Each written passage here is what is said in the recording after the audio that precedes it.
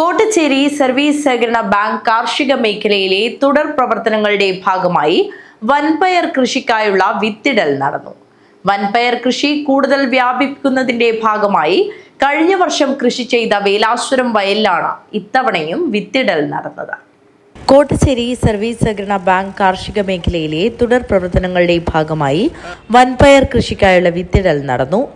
കഴിഞ്ഞ വർഷം ബാങ്ക് ഭരണസമിതിയുടെയും ജീവനക്കാരുടെയും പഞ്ചായത്തിന്റെയും കൃഷി വകുപ്പിന്റെയും പ്രദേശത്തെ പൊതുപ്രവർത്തകരുടെയും കൂട്ടായ പ്രവർത്തനത്തിൽ മികച്ച വിജയം നേടി വിദേശ വിപണിയിൽ ഉൾപ്പെടെ ഇടം നേടി ശ്രദ്ധേയമായ വൻപയർ കൃഷി കൂടുതൽ വ്യാപിപ്പിക്കുന്നതിന്റെ ഭാഗമായി കഴിഞ്ഞ വർഷം കൃഷി ചെയ്ത വേലാശ്വരം വയലിലാണ് ഇത്തവണയും വിത്തിടൽ നടന്നത്.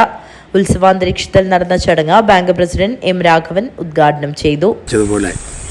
കോട്ടച്ചേരി സർവീസ് സഹകരണ ബാങ്ക് കാർഷിക മേഖലയ്ക്ക് ഊന്നൽ നൽകിക്കൊണ്ട് വിവിധങ്ങളായ പദ്ധതികളാണ് കഴിഞ്ഞ 2 വർഷക്കാലമായി ഏറ്റെടുത്തിട്ടുള്ളത്.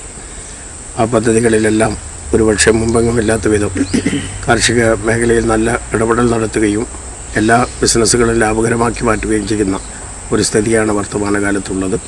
കഴിഞ്ഞ കാലങ്ങളിൽ ചെയ്തതുപോലെ വീണ്ടും വൻപയർ കൃഷി ഇവിടെ നടത്തുകയാണ്. കഴിഞ്ഞ വർഷവും വൻപയറിലൂടെ വലിയ മെച്ചപ്പെട്ട ലാഭമാണ് ബാങ്കിനുണ്ടായിട്ടുള്ളത്. ഇത്തവണയും വലിയ രൂപത്തിലുള്ള വൻപയർ കൃഷിയാണ് ഇവിടെ നടത്തുന്നത്.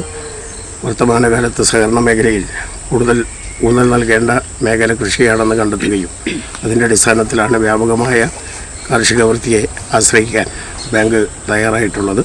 നേരത്തെ സെക്രട്ടറി സൂചിപ്പിച്ചതുപോലെ അടമ്പിൽ മഞ്ഞൾ കൃഷി ഏതാണ്ട് വിളവെടുപ്പിന് തയ്യാറായിരിക്കുകയാണ്. അതിന് ശേഷമാണിപ്പം ഇതുമായി മുന്നോട്ട് പോകുന്നത്. കൃഷിക്ക് നേതൃത്വം നൽകുന്ന ഭരണസമിതി അംഗം AK ഗോപാലൻ അധ്യക്ഷത വഹിച്ചു.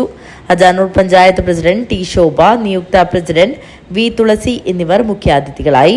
നിയുക്ത പഞ്ചായത്ത് അംഗം V സുകുമാരൻ, ഭരണസമിതി അംഗങ്ങളായ T കൊട്ടൻകുഞ്ഞി, N ഗോപി, മുൻ ബാങ്ക് വൈസ് പ്രസിഡന്റ് കൊടാട്ട് കൃഷ്ണൻ, മുൻ ഭരണസമിതി അംഗം Balakrishnan, Kerala cooperative employees union ജില്ലാ സെക്രട്ടറി KV വിശ്വനാഥൻ എന്നിവർ സംസാരിച്ചു.